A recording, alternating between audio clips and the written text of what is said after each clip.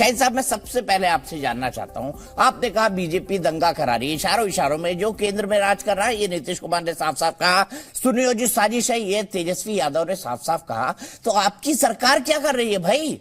BJP का एक भी नेता या कार्यकर्ता जिन्होंने दंगा कराया वो जेल के पीछे क्यों नहीं है? नहीं, हमारी सरकार देखिए,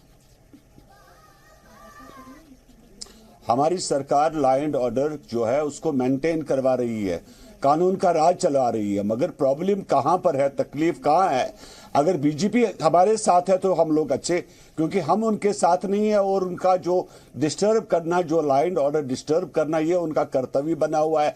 आप देखिए उन्हीं जगहों पे दंगे हो रहे हैं जहां पर बीजेपी का शासन नहीं है, चाहे वेस्ट बंगाल हो, चाहे सर महाराष्ट्र में दंगा हुआ, गुजरात में दंगा हुआ, दूसरे दिन बंद हो गया। आज की डेट मैं बता देता हूँ, जहांगीरपुरी में तनाव है, आज फ्लैग मार्च हुआ वहां पर। नहीं, आप देखिए देखिए देखिए देखिए 250 लोग, 250 सुनिए 250 लोग गिरफ्तार हुए।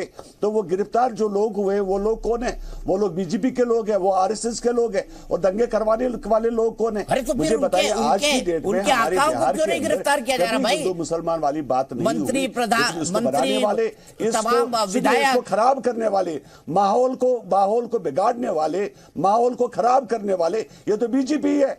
और जहां बीजेपी की सरकार नहीं, वहां पर दंगे हो रहे हैं, वहां पर दंगे करवा रहे हैं। आपकी तो सरकार है, आपकी सरकार है, रोके ना शाहिद साहब, जिन भी लोगों ने दंगे करवा दिए उनको सख्त से सख्त, सुनिए, हाँ बिल्कुल। और उन लोगों को देखिए, अभी कुछ दिन में सब जो दूध का दूध, पानी का पानी सामने आ जाएगा। कुछ नहीं होता, एक दंगा बता दीजिए जिसमें माकूल कार्रवाई करी हो सरकारों ने, एक दंगा बता दीजिए जिसमें माकूल कार्रवाई करी हो, सही आदमी पकड़ा गया हो।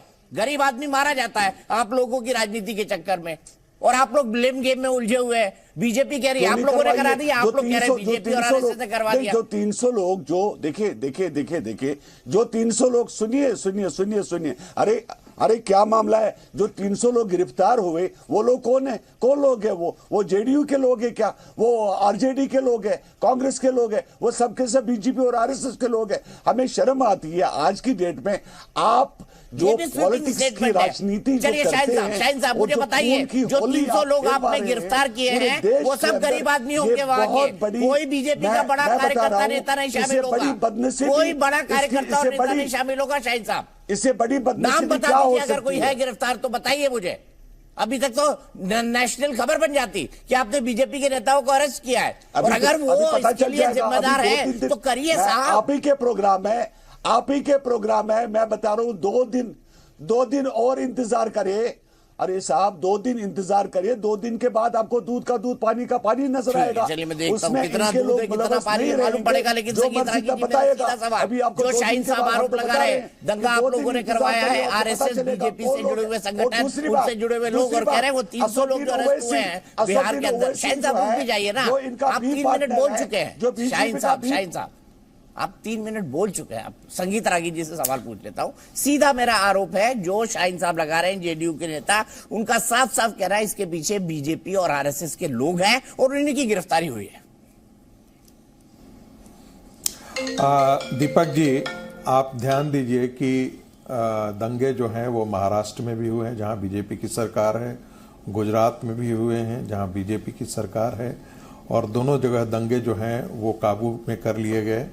बिहार के अंदर चाहे वो सासाराम हो, चाहे वो बिहार शरीफ हो, दोनों जगह दंगे जो हैं वो अगले दिन भी हुए।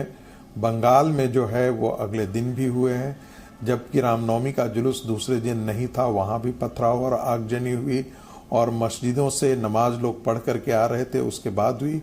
और उसका वीडियो फुटेज आपके भी चैनल ने भी दिखाया, सारे चैनलों ने दिखाया, और सबने देखा उसको। दूसरी बात, यदि ये होता कि भारतीय जनता पार्टी ने करवाया है या राष्ट्रीय स्वयंसेवक संघ ने कराया है, तो भारतीय जनता पार्टी अपने राज्य महाराष्ट्र में क्यों कराती, गुजरात में क्यों कराती? एक निष्कर्ष बहुत साफ है, जो मोटा मोटी है, वो एक कि दंगे उन्हीं जगह पर हुए हैं जहां मुस्लिम बहुल इलाका है, और दंगे वहीं अक्सर होते हैं। अपवाद को छोड़ दिया जाए तो इस देश में या दुनिया में दंगे उसी जगह होते हैं जहां मुस्लिम इलाका मजबूत हो या बहुसंख्यक हो। दुनिया में वही थाने संवेदनशील होते हैं जहां पर मुस्लिम इलाका बहुत ज्यादा हो, यानी मुस्लिम घनी आबादी हो। तीसरा इसका एक निकला है कि इस देश में मुस्लिम इलाका बन गया है और उस मुस्लिम इलाके से यदि हिंदुओं के प्रोसेसन गुजरेंगे तो वहां पर इसी प्रकार की चीजें होंगी, यानी कि दंगे होंगे, उत्पात होंगे। नतीजा यह है कि एक संदेश छुपा हुआ है कि आने वाले दिनों में आप रामनवमी के जुलूस मुस्लिम बहुल इलाके से नहीं निकालें। ठीक है, इसका एक अर्थ में यह भी ये प्रयोग है कि भाई 10 सेकंड और हम अपनी बात खत्म कर रहे हैं। पाकिस्तान बन गया, मुसलमानों के लिए एक अलग देश बन गया, इसके बावजूद भी मुस्लिम इस देश में चाहते हैं कि उनके इलाके में हिंदुओं का जुलूस नहीं निकाला जाए। कल जाकर के हिंदू ये कहना शुरू कर दे कि हिंदुओं के देश में मुसलमानों के ऐसे जुलूस नहीं निकलेंगे, ये हिंदू मेजॉरिटी देश है, तब क्या होगा यदि इसकी प्रतिक्रिया होती है तो। ठीक है, मैं सीधे यहां से चलता हूं मुझे लगता है के पास कि ठीक है, वैलिड पॉइंट है। 10 सेकंड बस 2 मिनट, दीपक जी देखिए, 2 सेकंड देखिए दीपक जी, 2 सेकंड बस अपनी बात खत्म करूंगा। मेरा सिर्फ इतना कहना है कि इस प्रकार की चीजें किसी भी देश में, चाहे वो कितना भी कोई नारा लगाए, कभी भी इन चीजों को बढ़ावा देने की आवश्यकता नहीं है कि आप डीजे बजा रहे हैं, मस्जिद के सामने बजा रहे हैं, फलना बजा रहे हैं तो हम पत्थर फेंक दें, ये बिल्कुल ही एक्सेप्टेबल नहीं होना चाहिए। बस ठीक है, मैं सीधे यहां से अतीकुर रहमान साहब के पास चलता हूं। अतीक जी बताइए, साफ साफ कह रहे हैं संगीत रागी जी, हालांकि उन्होंने इस बात का जवाब नहीं दिया और सवाल फिर पूछूंगा कि बीजेपी आरएसएस ने बिहार में दंगे कराए। अतीक भाई मुझे बताइए, और मेरा सीधा सवाल है, दंगे मुस्लिम बहुल इलाकों में ही क्यों होते हैं और मुस्लिम बहुल क्षेत्र ही संवेदनशील क्यों होते हैं? एक जुलूस निकल रहा होता है, मस्जिद के सामने से आता है, मस्जिद में क्या पत्थर रखे जाते हैं? सभी जगहों पर यही पैटर्न है, मुझे बताइए। मस्जिद इबादत की जगह है या पत्थर रखने की? वेरी गुड,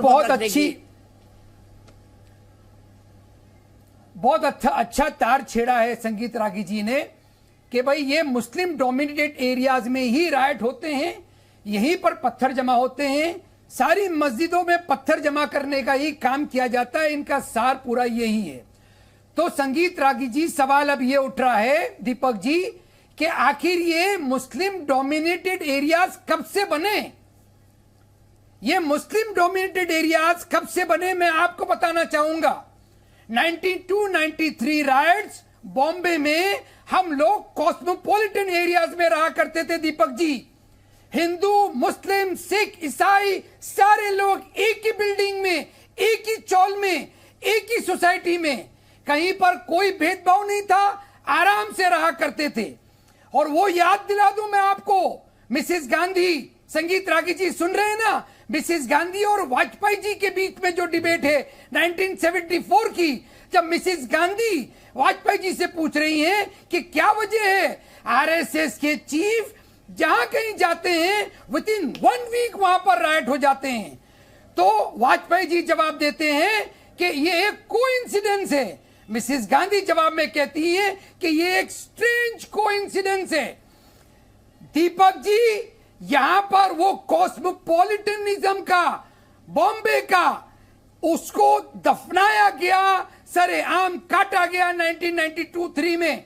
अब किसी बिल्डिंग के अंदर मान लिया आपकी बात, इसलिए अब हर रामनवमी पर मुस्लिम इलाकों से जो मुस्लिम बहुल बन गए वहां से पत्थर बरसना जायज है, क्योंकि 92-93 में ऐसा कुछ हुआ था, पत्थर बरसाया जाए रामनवमी के जुलूस पे, हनुमान जयंती के जुलूस पे। आप खुद मान रहे हैं कि हम बरसा रहे हैं क्योंकि 92-93 में कुछ लोगों ने अन्याय किया था, और बहरहाल वो आपकी गोदी में बैठे हुए वही लोग आज।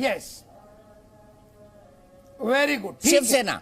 तो हमको कोशिश ये करनी चाहिए कि ये जो मुस्लिम बहुल इलाके बन गए हैं, इसमें कॉस्मोपॉलिटनिज्म कैसे लाया जाए, कैसे उन लोगों को फिर से बसाया जाए। ये जो घेटोइजेशन मुस्लिम्स का हुआ है, ये क्यों हुआ है? अरे आप राइट्स करेंगे, आप मुस्लिम्स को घेटोज में पहुंचाएंगे और आप ही